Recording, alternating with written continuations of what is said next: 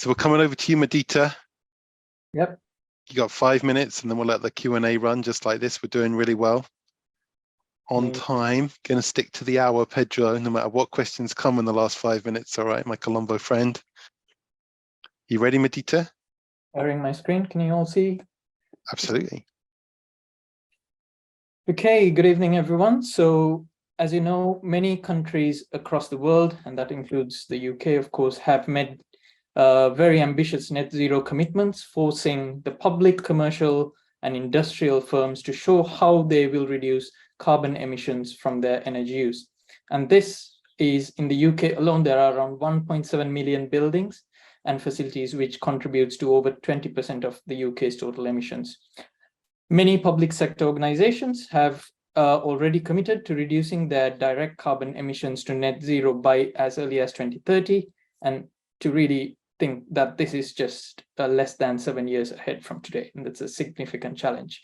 Net zero is a paradigm shift in the way we currently meet energy needs on these facilities, and that will require bringing in new renewables, low carbon heating and cooling technologies, thermal, battery storage, which will create a much more complex and a dynamic energy system that will need management. This has landed at the heart of the facility energy managers' problems. So they have today an increasingly difficult job to manage the increasing demands of this energy challenge. A real head scratcher for them is how to transition their current site's energy system from the gas-fired or the fossil-fired systems to low-carbon systems in an increasingly financially constrained economy with rising energy bills by the day. So what we have found that is there's a gap in that knowledge, skills, and the tools that will help these energy managers to make quick, cost-effective decisions to take their journey on this net zero path. So we are E2S. We are a spin-out company from Cardiff University in Wales, UK. We are a bunch of engineers and researchers where we founded this company over a year ago with an aim to develop decision support tool, translating our research on energy systems modeling to develop reporting, energy management, and integration of low carbon technologies to buildings and facilities such as hospitals, university campuses, and schools much faster, much more cost effective. So what are we doing currently? We are building a software platform called Lyra that we aim to aggregate all our tools together and provide as a software as a service that will allow quick decision making for the facility energy managers. And we will provide also add-on energy advisory service for more bespoke projects that will be required to continue these improvement actions. We received funding at the inception from Innovate UK, and now we are around 8 months into this project and have a first version of our software, which I will demo shortly, and currently we are looking for increasing our sales and the projects and reach to the markets. And also we are looking for, in the next 6 months, to go for a fundraising of around 250K. Yeah, so I think this, just to summarize, a key statement from one of our partners. This is the Healthcare Estate Energy Managers Association past president and the current estates director of Rotherham. So there's a very urgent need to support this, provide the support tools to aid decarbonization for energy systems in public estate, and the willingness to pay for those tools in place of high cost consulting. So where are we with the products? So we are building 3 pillars of products in our software platform, and that's to take the data and translate them into an understanding and reporting requirements for the facility. And there are different features as on automating the data analysis, automating energy cost forecasting, recharging tenants within the site, providing accreditation reportings, and then from an understanding to look at the quick win opportunities to improve the site and optimize the existing energy assets without significant capital expenditure. And finally, to create very quick feasibility study reports on how they can integrate low carbon technologies and what is the business case for doing so. So all these to be available as a software as a service solution rather than expensive consulting activities. So I will demonstrate today what we have worked on with Rotherham Hospital site, which is to look at developing an energy consumption and cost forecasting tool for their site. And this was a requirement-based product which was demanded because of the increase and the uncertainties in energy prices over the last couple of years, which had a significant impact on the financial planning of this NHS trust. So today we have automated a process that was quite manual and labor intensive to something that is available at the click of a button for the energy manager. So all data feeds, and this process was only done on an annual basis, and now we do this on a monthly basis, where we take in the different feeds from energy suppliers, their energy, the market broker, and their on-site BMS systems, and run our modeling to provide automated energy cost consumption forecasts so that the monthly budgeting can be updated considering the variations in prices. So where are we with the product? So we have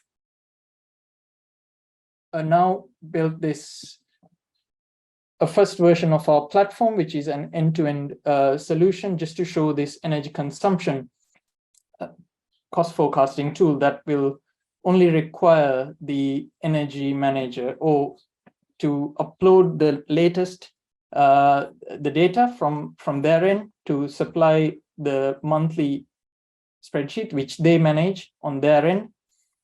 And then to require for this forecasting feature, selecting the period to go from which period to which period, and you can choose gas or electricity, which are the two main energy vectors, and then that request goes into our list, which within 5 minutes will be processed and will come live, and then can be requested, which produces these graphs, which or allow them to directly download a CSV file, which goes into the finance officer's budgeting tools directly.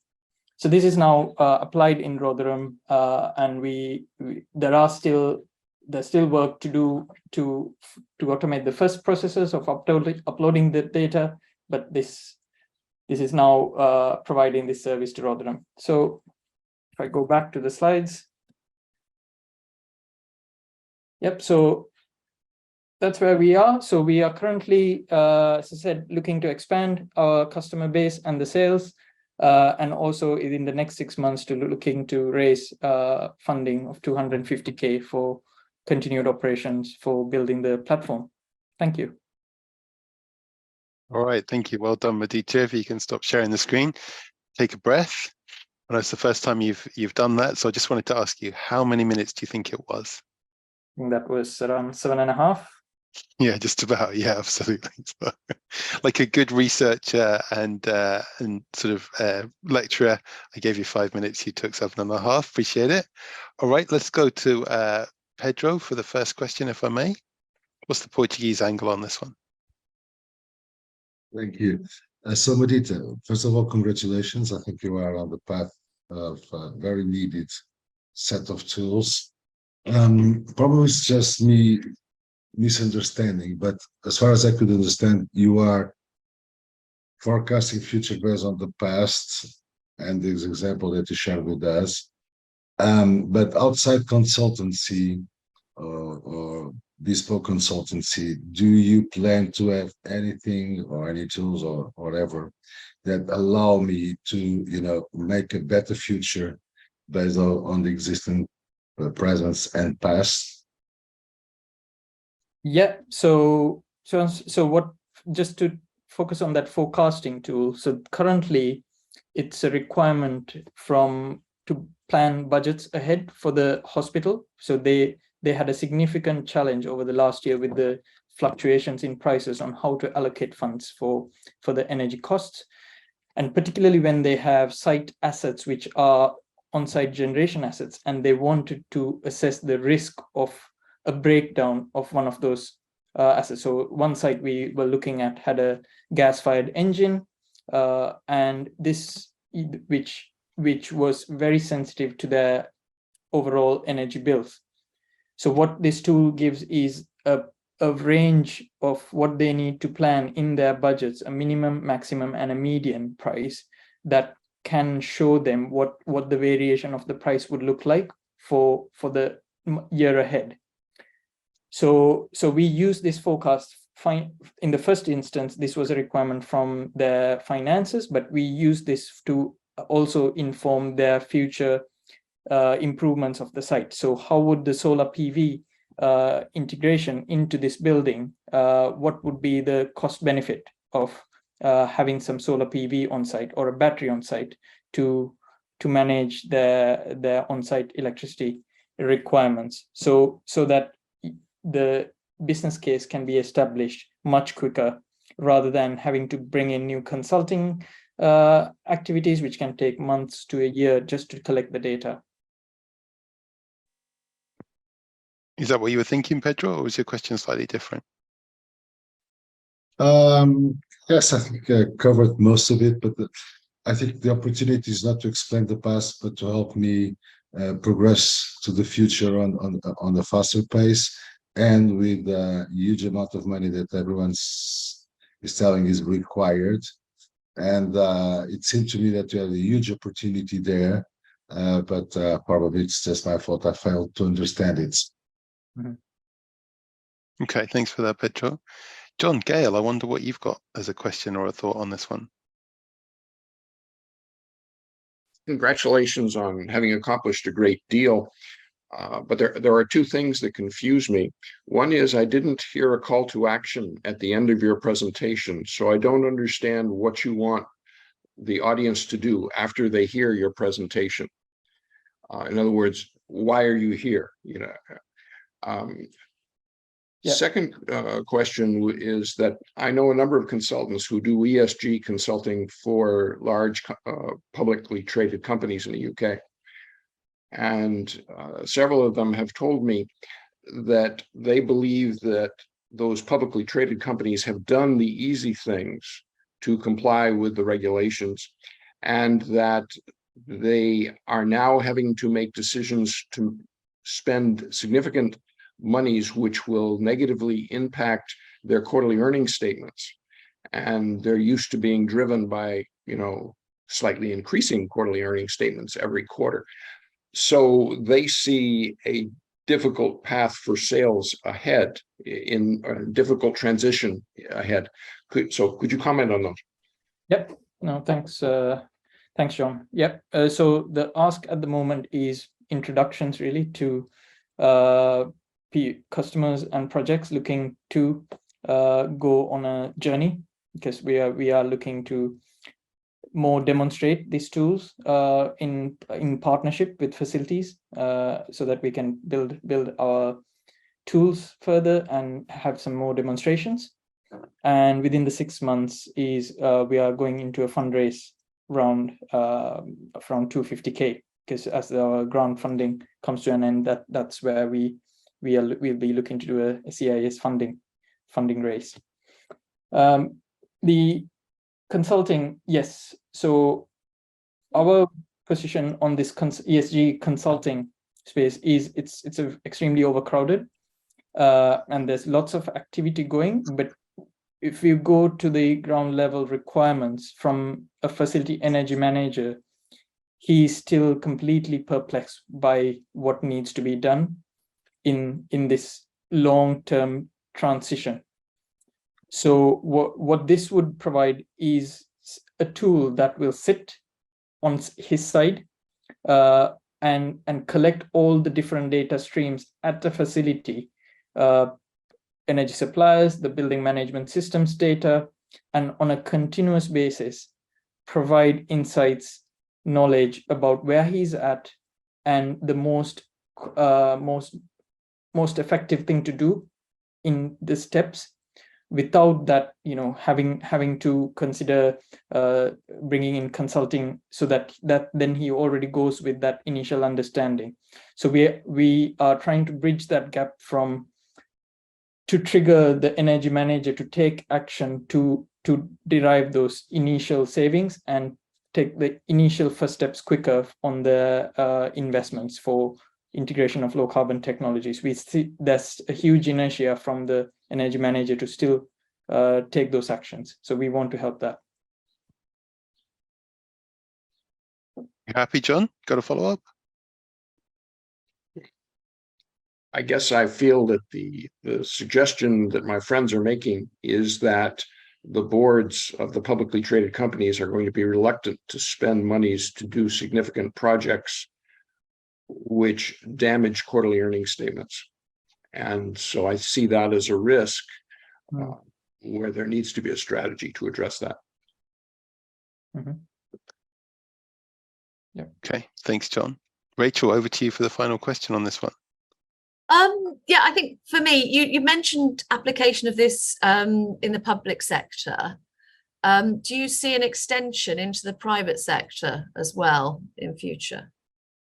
Yes, is the answer. So we've started with public sector because of the drive from the push from the government and the availability of grants and with where our current connections are.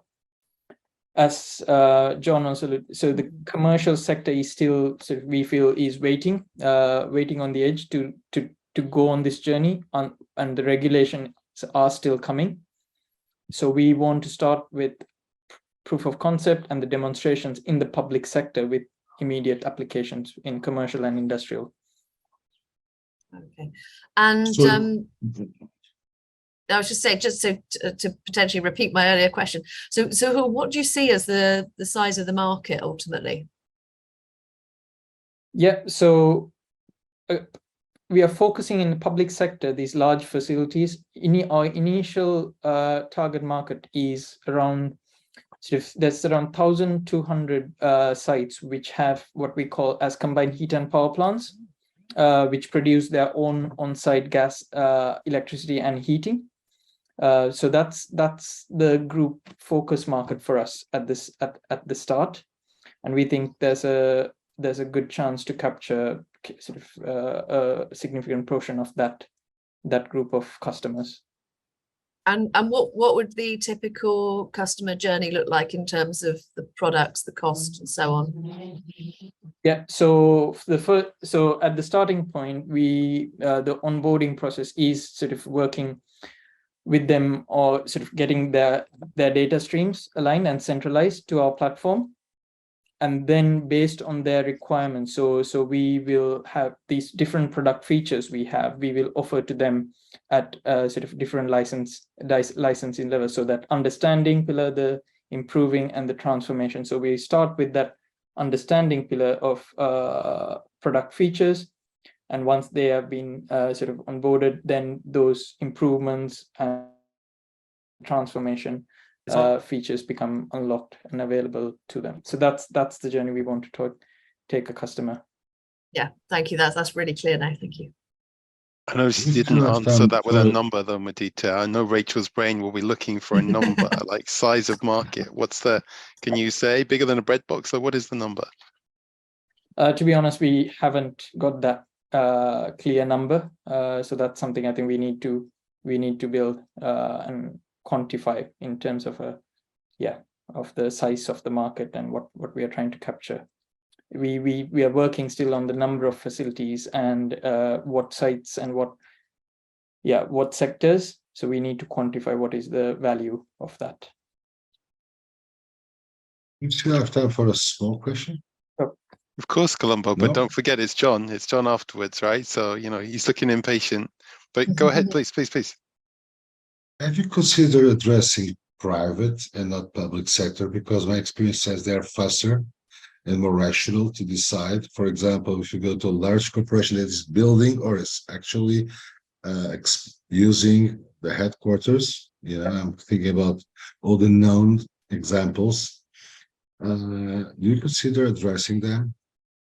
We are increasingly learning that, and so public sector is hard to get into their procurement and processes. So again, I think we are very keen to demo our features with public sector, because using the grants and the partnerships we currently have in sales, that's something we will have to explore.